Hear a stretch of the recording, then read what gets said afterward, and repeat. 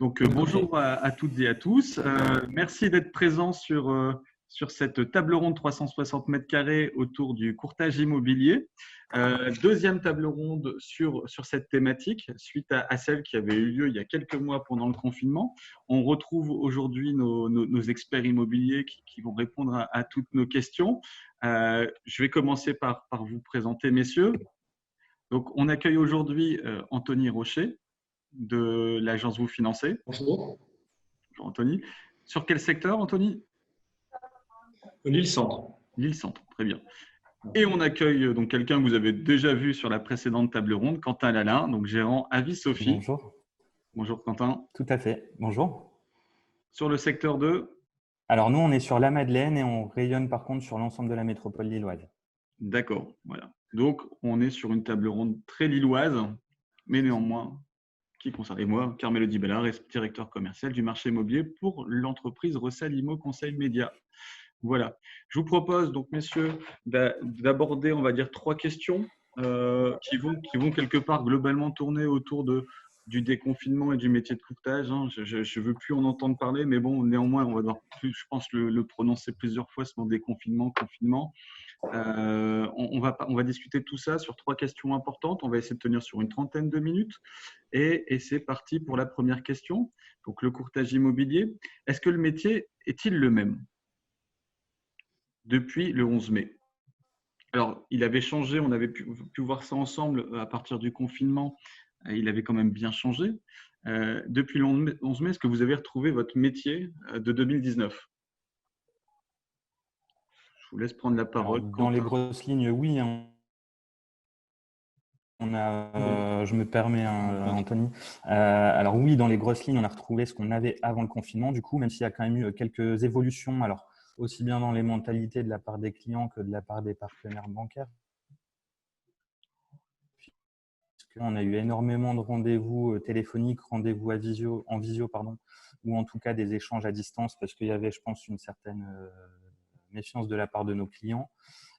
Et les banques également travaillent beaucoup plus de façon dématérialisée pour quelques établissements. Alors, il y en a d'autres qui sont restés quand même sur les standards habituels, mais globalement, on voit qu'il y a quand même un peu plus d'échanges à distance ou d'échanges digitaux en tout cas.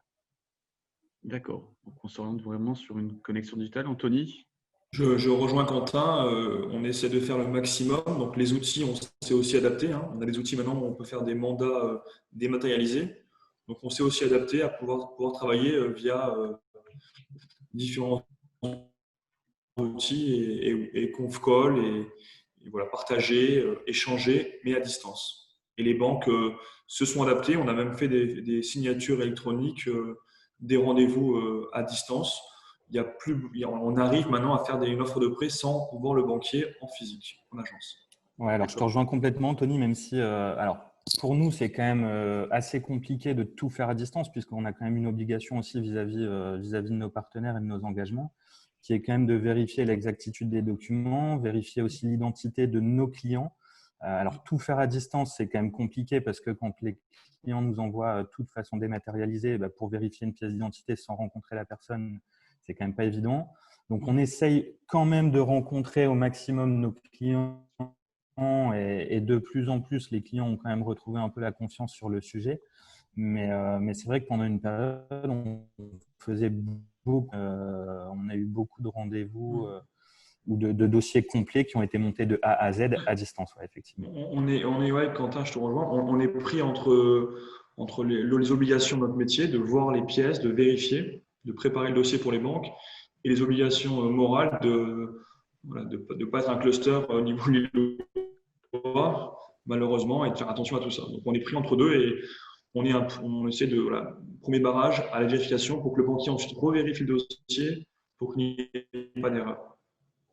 Donc, le métier change, oui, on doit être entre deux, on doit vérifier et on doit aussi ne pas trop les voir, donc c'est compliqué parfois. Et j'allais dire, beaucoup de passages dans vos agences, néanmoins, ça reste encore une grande majorité. Est-ce que les gens ont le réflexe de rentrer dans vos agences ou maintenant ils vous contactent, ils demandent une visio? Quentin, Ouais, alors nous, globalement, c'est vrai que le le passage agence, ça n'a jamais représenté une grosse part de notre activité. Donc, je dirais qu'à ce niveau-là, ça n'a pas forcément évolué. Maintenant, c'est vrai qu'on travaille beaucoup par parrainage, par recommandation, également avec ce qu'on appelle des apporteurs d'affaires de notre côté. Donc, à ce niveau-là, il n'y a pas eu trop de modifications pour nous. Maintenant, c'est vrai qu'il y a certains clients qui nous disent d'office, bah non, nous, on ne veut pas passer en agence du tout. On préfère tout faire à distance. Maintenant, sur le fait de récupérer des dossiers directement par le passage en agence, on n'a jamais été modification là-dessus pour nous. D'accord. Ouais. Pareil, on est 10 places de Strasbourg en plein centre de Lille. On a, je pense, 2 passages par an. Les gens ne viennent pas automatiquement avec un dossier complet, acheter une baguette et ensuite faire un crédit. Donc, c'est prévu, c'est un acte réfléchi. Donc, on a de la chance à ce niveau-là.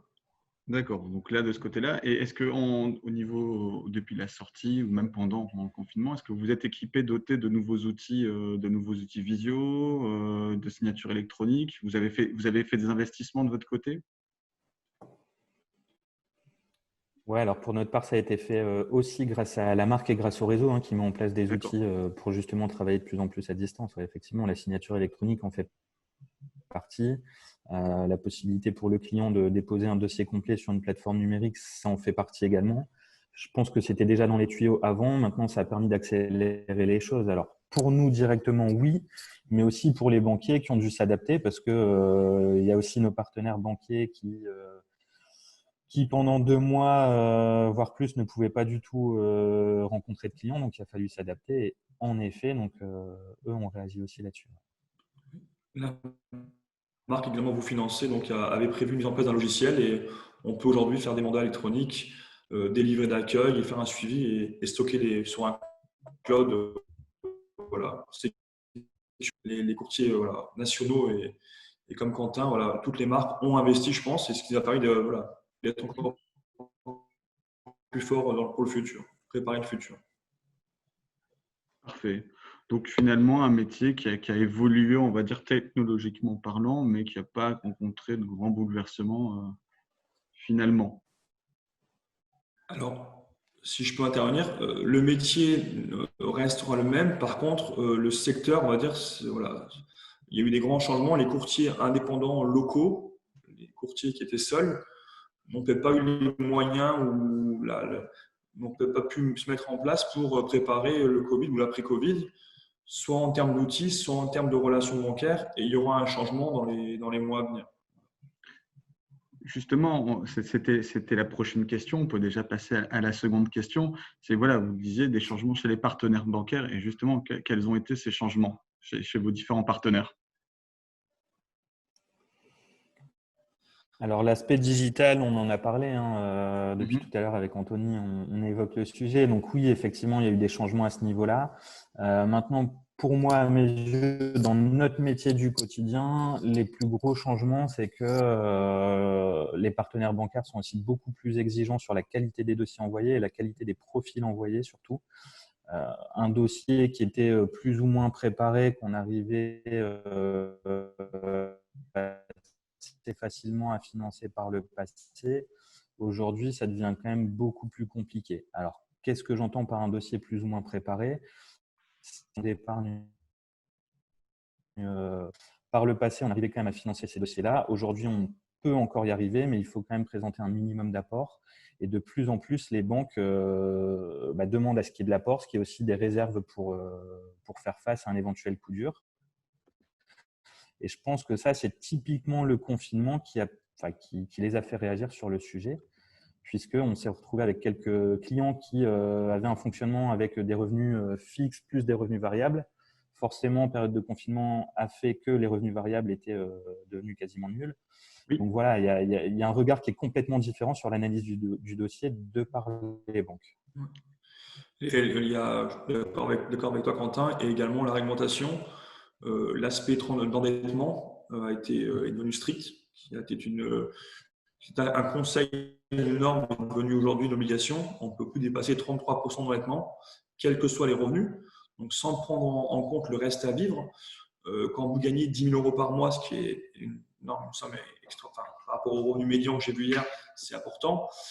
Quand vous êtes à 33%, il vous reste largement de quoi vivre et d'investir. à une époque, vous pouviez investir. Aujourd'hui, on ne dépasse pas 33%. Ce même 33% pour des revenus médians, voilà, est totalement différent. Donc ça a changé. Le taux d'usure, c'est un taux qui est peu connu par le grand public, mais qui vient impacter les gens de plus de 40-50 ans. Voilà. Donc, tout ça fait qu'on est en train de sortir une partie des primo-accédants ou des gens qui étaient investisseurs qui ne peuvent plus le faire actuellement. Donc, c'est peut-être en train d'être modifié dans le futur, mais actuellement, il y a eu des grands changements sur l'accès au crédit pour une partie des gens qui, en plus, ont les moyens de le faire. Mais dans les règles, c'est compliqué aujourd'hui. D'accord. Et vos partenaires ont tendance à justement, dans ce contexte, à ne plus déroger aux règles. Tout à fait. D'accord. C'était ce qui était pas une obligation, mais un laisser-faire. On pouvait monter jusqu'à 39%, voire des dossiers à 50% d'endettement avant le confinement, même on va dire avant Noël, en 2019. Cette année, le 33% est une règle ferme et définitive. D'accord. Donc, ils bloquent là-dessus et effectivement, ils ont durci les règles. Très bien. Au niveau donc du coup du chômage partiel, vous le disiez, ils sont déjà en train de tenir compte des différentes phases de chômage partiel qu'auraient pu obtenir des ménages ou même des futurs clients. Est-ce que ça vous a quelque part impacté des dossiers qui étaient en cours? Vous avez eu des cas concrets? Ouais, ça a impacté quelques dossiers. Alors, des personnes qui, en sortant du confinement, voulaient emprunter, où on a été bloqué parce que les personnes étaient encore en chômage partiel, où on a dû du coup attendre la reprise d'activité avant de pouvoir débloquer la partie financement. Donc ça, oui, on l'a rencontré. Sur certains secteurs d'activité qui ont également été plus impactés que d'autres par le confinement, je pense notamment à la restauration, ça a pu aussi compliquer certains dossiers. Aujourd'hui, il semblerait quand même que ça se soit un peu assoupli au niveau des banques sur le sujet, mais oui, on y a été impacté, en tout cas, je dirais peut-être avant l'été, plutôt mois de mai, plutôt mois de juin, mais là, depuis la rentrée, sur le sujet, en tout cas, j'ai l'impression que ça s'est quand même un peu assoupli. D'accord. Donc les corps de métier impactés, restaurateurs, il y en a d'autres?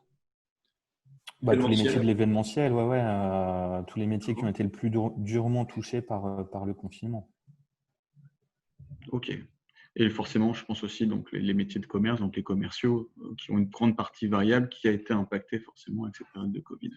Très bien. Ce qu'il faut savoir, c'est que le commercial qui a un fixe, on va dire 2 000 € brut, s'il arrive à gagner 4 000 € par an, la partie variable, on la prend sur 3 années. On fait une moyenne sur 3 ans.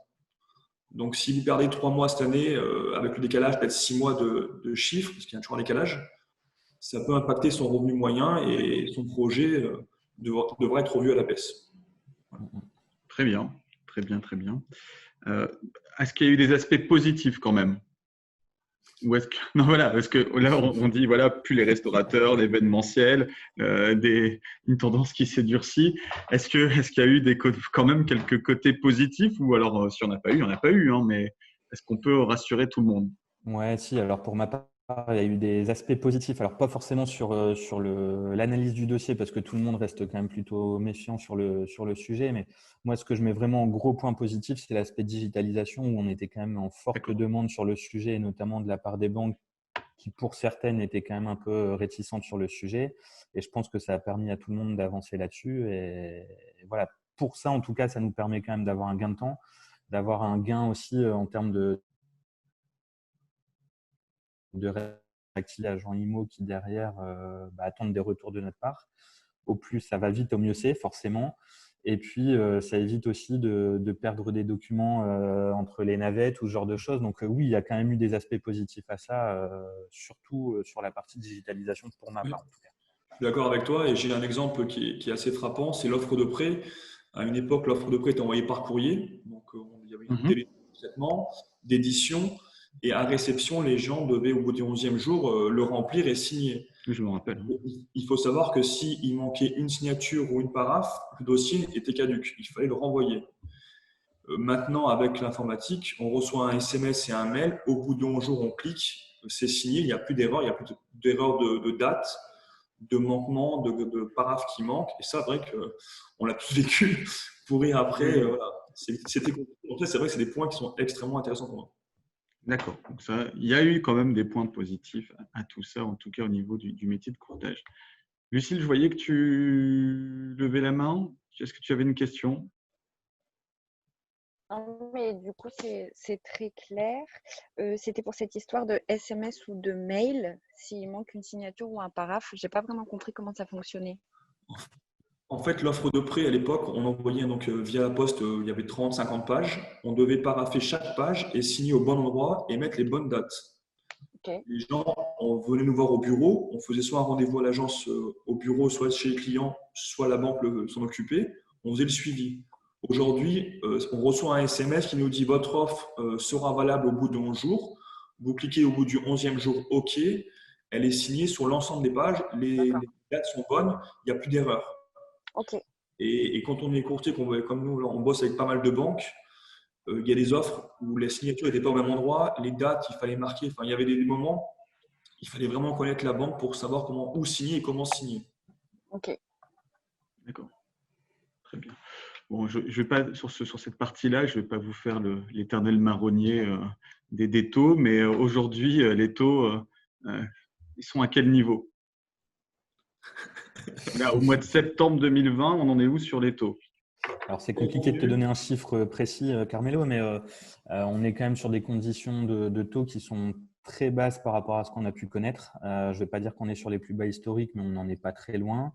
Et surtout, par rapport au confinement, où on avait quand même tous un peu de crainte et surtout des incertitudes sur le sujet, les taux ont remonté légèrement cet été. Et là, depuis le mois d'août et depuis la rentrée, on est sur des conditions qui sont très, très acceptables de la part des banques. Ok, Anthony, même. Même oui, on a les grilles qui tombent ensemble, oui. Non, c'est vrai que c'est surprenant. On pensait que les taux allaient monter, ils stagnent, le marché devait tomber, le marché immobilier explose. J'avoue que j'aurais parié l'inverse il y a 6 mois sans problème. Voilà. Donc, les taux sont bons, l'accès se complique. Donc l'intérêt de nos métiers, c'est voilà, de vous aider à préparer le dossier et à trouver une issue favorable au dossier. Et les taux, je pense que hier encore, j'avais un client, on en parlait. Entre rester locataire un an à 500-600 euros par mois et être propriétaire à un taux moyen légèrement supérieur à la moyenne, ça me dérange moins que de rester locataire encore un an. Voilà. Mieux vaut être propriétaire et payer et de rembourser son crédit et de capitaliser que de payer un propriétaire en location. D'accord. Très bien. Je me permets aussi, Anthony, de rebondir sur un point que tu viens d'évoquer. Tu as parlé de la préparation du dossier et ça, on l'évoque systématiquement, mais c'est hyper important et surtout dans le contexte où les banques durcissent quand même les conditions.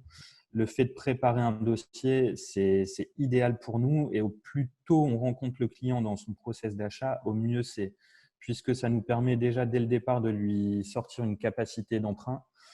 Et surtout, ça nous permet de lui expliquer les points qui seront essentiels dans son projet.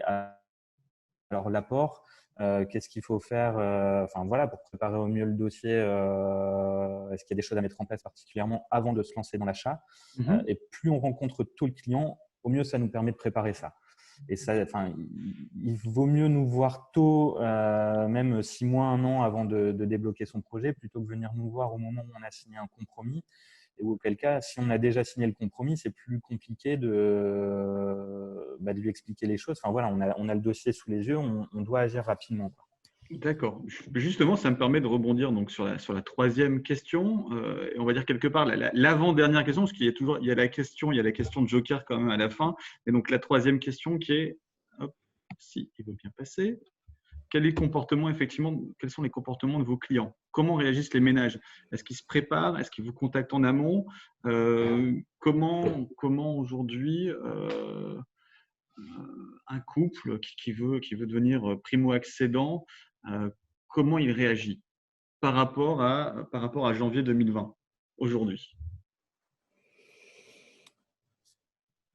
Vas-y, Anthony, je t'en prie. Bon, allez, j'y vais. Alors, je dirais que sur le sujet, ça n'a pas forcément évolué puisque nous, on a toujours communiqué dans le sens de voyons-nous le plus tôt possible pour préparer votre projet. Donc ça commence à ça commence à rentrer dans l'esprit de nos clients ou nos futurs clients en tout cas. Donc, on les voit toujours assez tôt dans leur projet. Mais par contre, j'ai l'impression qu'ils sont vraiment, vraiment à l'écoute des conseils qu'on peut leur donner. Ça n'a pas toujours été le cas. On a toujours évoqué le fait qu'avoir de l'apport, ça faciliterait le dossier, par exemple. Les clients n'écoutaient pas toujours ces conseils.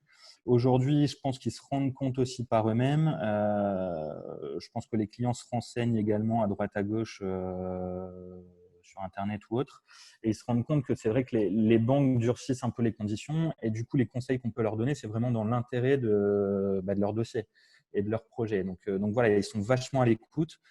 Après, par rapport au marché, j'ai l'impression que les acheteurs sont toujours présents. On rencontre énormément de clients, énormément de futurs clients. C'est un peu l'offre de biens immobiliers qui est pas toujours au rendez-vous. Donc, les acheteurs doivent réagir très rapidement quand ils voient un bien qui les intéresse. Et par contre, alors moi, j'ai l'impression qu'ils sont aussi surtout très, très impatients de débloquer leur projet. Et j'ai l'impression que pour certains, ils redoutent un peu l'évolution. Alors, tu parlais tout à l'heure de confinement, déconfinement, peut-être reconfinement. On ne sait pas trop, comment ça va se passer. Mais j'ai l'impression que les clients sont aussi surtout très impatients et que le confinement qu'on a connu a pu leur faire peur, et qu'aujourd'hui, ils veulent débloquer leur projet au plus vite. Ah, donc il y a cette notion de crainte d'un reconfinement où les gens se disent, il faut vite que je me dépêche à trouver une maison avec jardin, que j'obtienne mon prêt, ma validation pour, en vue d'un reconfinement. C'est bon, je suis plus dans mon appartement 30 mètres carrés sans extérieur, je me dépêche. D'accord, il y a des clients pressés.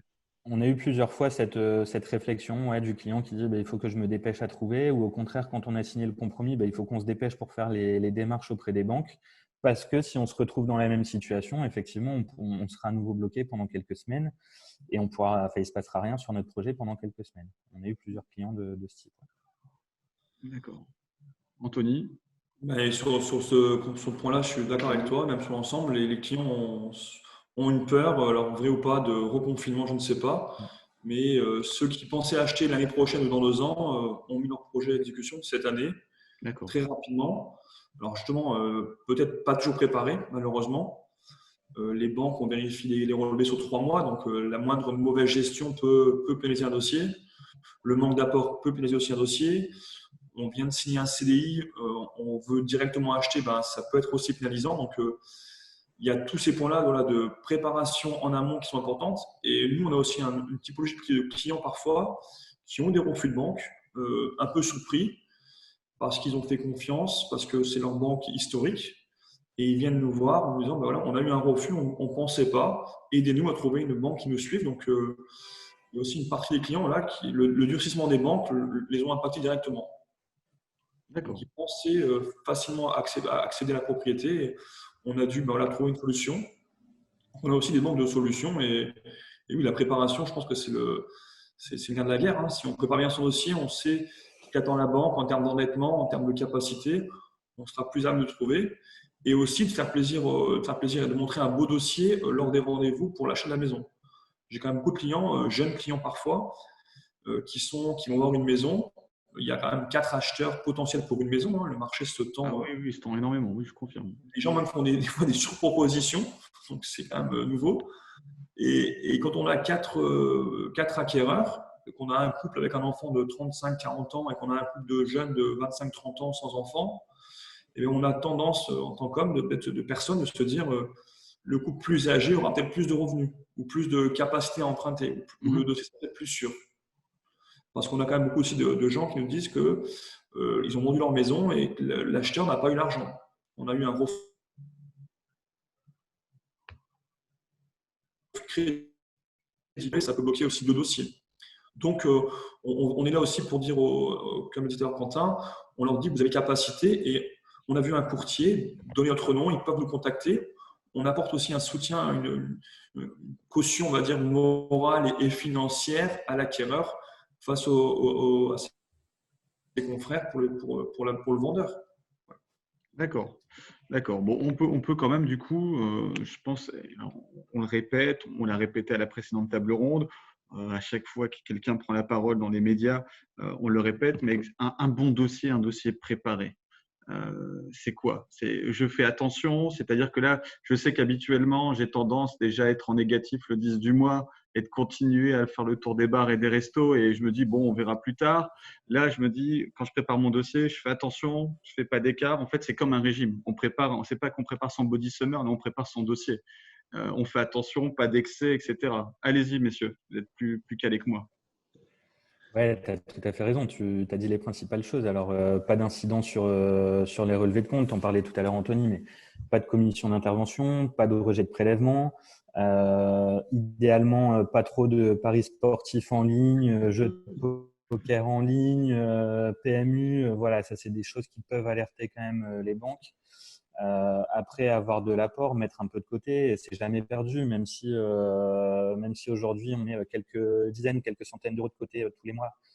Quand on le faisait pas avant, c'est pour nous aider dans le projet futur et dans tous les cas, ça servira à notre client. Donc voilà, oui, effectivement, c'est le moyen de préparer au mieux le projet. Et encore une fois, au plus tôt on est de préparer son projet et son futur dossier à présenter en banque. D'accord. Donc, Quentin, voilà, c'est des points voilà, importants. Les FDJ, voilà, les jeux en ligne, hier le foot est reparti. Voilà, le pari en ligne, c'est bien, mais pas trop. Voilà. D'accord. Donc je sais que je veux acheter une maison. Là, je veux déménager. Il faut que je me dépêche. J'ai 3 mois. Donc là, je stoppe mes paris en ligne ou alors je me crée un autre, non pas un autre compte parce que ça marche pas. Je me crée un PayPal et je fais tout passer par PayPal mes paiements de paris en ligne. En tout cas, pendant 3 mois, histoire de montrer patte blanche. Et en tout cas, je ne montre pas trop au banquier qu'effectivement, je suis un flambeur. Alors, Faites attention. On va jusque-là. Même nous, en termes de conseils, on explique aux clients que dans le futur, être propriétaire, c'est aussi, voilà, c'est un projet important. Jouer un petit peu, ça peut être sympa, ça ne me choque pas. Maintenant, si les gens aiment jouer, attention quand même, ils vont être propriétaires, il y aura des charges complémentaires, les taxes qui vont tomber, qu'ils n'avaient pas actuellement, ils sont propriétaires. Le moindre, voilà, ils sont propriétaires. Il y a plus de propriétaires qui vont les aider si la chaudière casse, à la payer à leur place. Et voilà, il faut quand même mettre de côté. Et on a quand même un œil extérieur de gestion, plus 100 euros de français des jeux ou de paris sportifs. Préparez bien votre budget. Demain, il y aura 700 euros de remboursement de maison, vous ne pourrez plus jouer. C'est un choix aussi d'être propriétaire. Hein. D'où la préparation. C'est pas simplement un banquier qui va checker les 3 derniers relevés de compte, voir s'il y a du négatif ou pas. Il va bien éplucher ligne par ligne, voir s'il y a des lignes qui sont inquiétantes. Donc là, finalement, on passe un entretien d'embauche face à son banquier. Hein.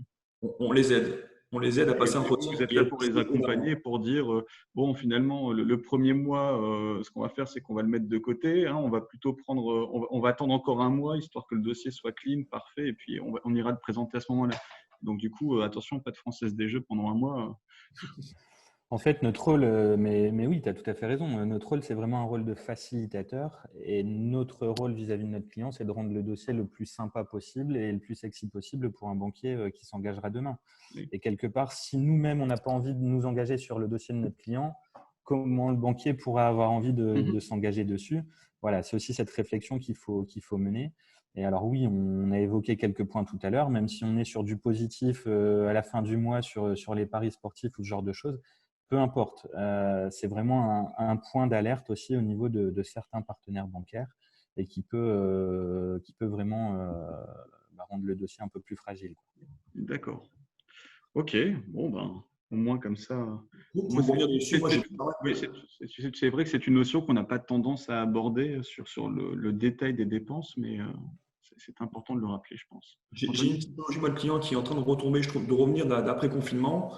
Jeune célibataire, cadre supérieur, qui après confinement, effectivement, profite de la vie, avec des bons revenus, des revenus plus, donc veut profiter du restaurant, des sorties, de revoir ses amis tant qu'on peut le faire, puisque voilà, tout ferme à minuit sur l'île où on est quand même, on a une limite future qui va arriver peut-être. Hein. Donc les gens veulent profiter, veulent aussi acheter, donc veulent profiter des bons côtés de la vie et investir et être propriétaire. Et on leur dit aussi attention, et c'est là où le conseil est important, on ne peut pas tout faire, on ne peut pas profiter des restaurants, sortir et ne pas mettre d'épargne de côté et du jour au lendemain être propriétaire. Donc on est aussi là 3 mois avant pour leur dire c'est un choix d'être propriétaire, c'est un investissement pas que sur le court terme, c'est du long terme. Il faut pouvoir tous les mois rembourser et pouvoir continuer à vivre. Donc, on est là aussi pour jauger la capacité à rembourser. Outre les 33%, il y a un saut de charge. Voilà. Est-ce que je peux rembourser 1 000 €? C'est une chose. Mais est-ce que je le veux? Je préfère peut-être rembourser Ok.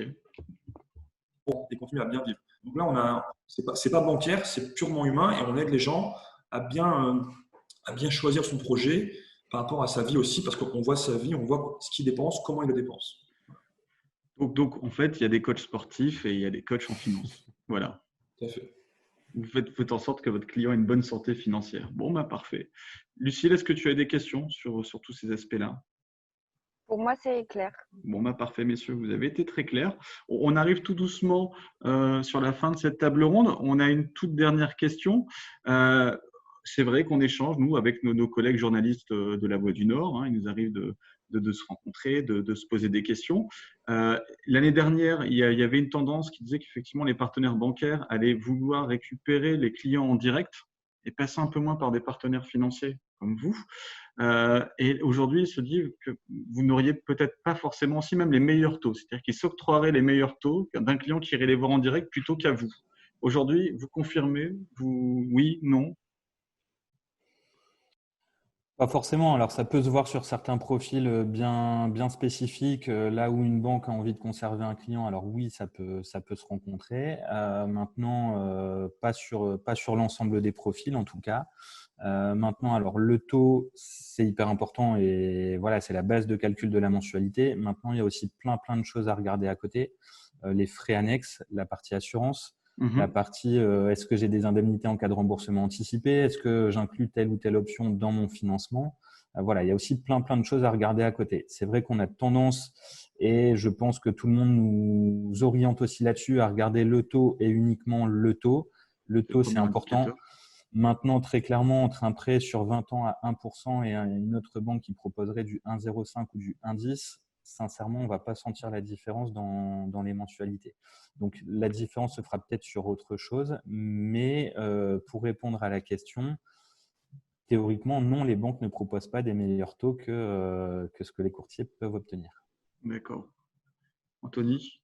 Donc moi, j'accompagne Quentin. C'est sur l'accompagnement qu'on fait la différence. C'est-à-dire que le 1 sur 20 ans ou le 1,10, l'écart est vraiment très faible, puisque honnêtement, le taux est faible déjà. Par contre, l'accompagnement, l'accès à la réponse, aujourd'hui, les gens veulent de la réactivité. Nous, on a un accès direct à des pôles immobiliers qui nous octroient des taux préférentiels, avec en plus parfois des dérogations qu'on peut encore aller en dessous du taux standard. Ce qui permet, donc, en plus de l'accompagnement et de la réactivité, de dire aux clients, on est meilleur, on vous accompagne, on est plus rapide. Et là, les banques nous laissent des taux préférentiels grâce à ça. Et j'ajouterais également à ce que tu dis là, Anthony, l'aspect de disponibilité. Je m'explique. Trouver un rendez-vous en moins de 7 jours auprès d'un banquier, même son propre banquier, c'est jamais très simple. Trouver un rendez-vous avec un banquier après 17h30 ou après 18h et le samedi après-midi ou le midi, c'est chose quasiment impossible. Pour pas dire impossible. Donc voilà, il y a aussi cet aspect de disponibilité. C'est notre rôle aujourd'hui, c'est rencontrer nos clients quand ils sont disponibles. Mais c'est une chose qu'on retrouve également chez un courtier, qu'on ne retrouve pas forcément chez un banquier. D'accord, très bien. Donc, techniquement, tout ce qui pourrait se dire autour de non, mais les banquiers, finalement, maintenant, ils donnent de meilleurs taux quand on passe à direct plutôt que lorsque l'on passe par un courtier. J'ai envie de dire, ça peut être sur un cas, mais globalement, dans la généralité, sur l'accompagnement, effectivement, on rembourse pratiquement tous, son prêt par anticipation, ne serait-ce que par une renégociation des taux. À un moment donné, on va se dire au bout de 5-6 ans, je vais renégocier, on va rembourser. Et effectivement, vous le disiez, c'est une notion très importante intégrée au dossier et ça, vous accompagnez. Donc aujourd'hui, la solution courtier est encore la solution de facilité, encore plus qu'hier finalement. Et j'ai un point à relever, c'est qu'aujourd'hui, avoir un taux proposé est une chose. Je peux vous dire que demain, je vous fais un taux à 0,5 sur 25 ans, ce qui est très très beau. Mais entre le message commercial ou ce qui est dit et ce qui est réalisé, il y a toujours un écart. Et ça, nous, on vous confirme un taux parce qu'on nous confirme, on confirme un taux qui est donné par des gens compétents et qui ont l'accord de le faire. Voilà. C'est validé. Ce n'est pas juste une proposition. D'accord. Et ça, les clients, parfois, viennent me voir. J'ai entendu dire que je pouvais avoir tel taux, c'est très bien, mais entre l'avoir et le réaliser, il y a un écart. Parce que les conditions sont durcies, parce que le banquier n'a peut-être pas vu le dossier complet, les relevés, n'a peut-être pas vu attention au salaire qui a changé. Et nous, on est là pour dire aux gens, on aura un bon taux, mais on vous le confirme aussi rapidement. Et les gens, dans le temps, ne pourront pas aller voir leur banque et au bout de 2 mois nous dire, Monsieur Rocher ou Quentin, aidez-nous rapidement. On ne pourra pas, au bout de 2 mois, trouver une solution en 2 semaines. C'est plus compliqué aussi. D'où l'intérêt de passer par un courtier pour avoir une visibilité globale sur plusieurs banques. Et quand on vous dit oui, on a une proposition, la proposition, elle est ferme parce qu'on a travaillé en amont et parce qu'on a des gens en face qui nous répondent rapidement et qui ont les compétences et le droit de nous donner une réponse ferme et définitive. D'accord. Oui, globalement, le banquier, lui, va analyser les données que vous allez lui fournir en tant que client, c'est-à-dire qu'il va vous demander des fiches de paye, il va vous demander votre déclaration sur le revenu, il va vous demander des extraits bancaires. Et globalement, il ne va pas vous accompagner. Vous accompagnez, c'est effectivement tout ce coaching que vous apportez qui fait complètement la différence dans l'analyse d'un dossier et son accompagnement. Donc ça, je pense que ça, on l'a bien compris. Et c'est vrai que de toute manière, vous êtes connu dans ce métier-là pour être facilitateur. Donc, si on doit faire un point final finalement à cette table ronde, par rapport au confinement qui s'est effectué, on a donc une digitalisation du métier. Des clients effectivement qui sont plus pressés, peut-être plus exigeants. On a des partenaires bancaires aussi plus exigeants, mais c'est normal, ils octroient des taux très bas, donc forcément ils sont un peu plus regardants sur les dossiers. Et alors un marché immobilier tendu, mais ce sera le sujet d'une autre table ronde. Voilà globalement le bilan de ce déconfinement. Je ne sais pas s'il y a d'autres points que je n'ai pas évoqués. Non, globalement, tu as tout dit, Carmelo. On y est. Est-ce que Lucille, est-ce que tu as encore des questions? Non, pas de questions en particulier. Bon, bah parfait. Parfait. Messieurs, est-ce que vous voulez rajouter quelque chose à tout ça? Si vous avez un projet, venez nous voir le plus tôt possible, vous l'avez compris. Ce sera le meilleur moyen de préparer votre projet et surtout d'aller chercher un accord de prêt. Et puis voilà, n'hésitez pas, on est disponible. Donc, en tout cas, merci donc à Quentin Lalin, David Sophie, donc agence de courtage sur la Madeleine, d'avoir été présent. Merci Anthony Rocher de l'agence Vous Financez de Lille d'avoir aussi été présent. On se retrouve bientôt donc du coup pour une autre table ronde 360 mètres carrés donc de l'IMO à la déco. Merci à tous et à très bientôt. Merci Lucille. Merci. Merci. Au revoir. Au revoir.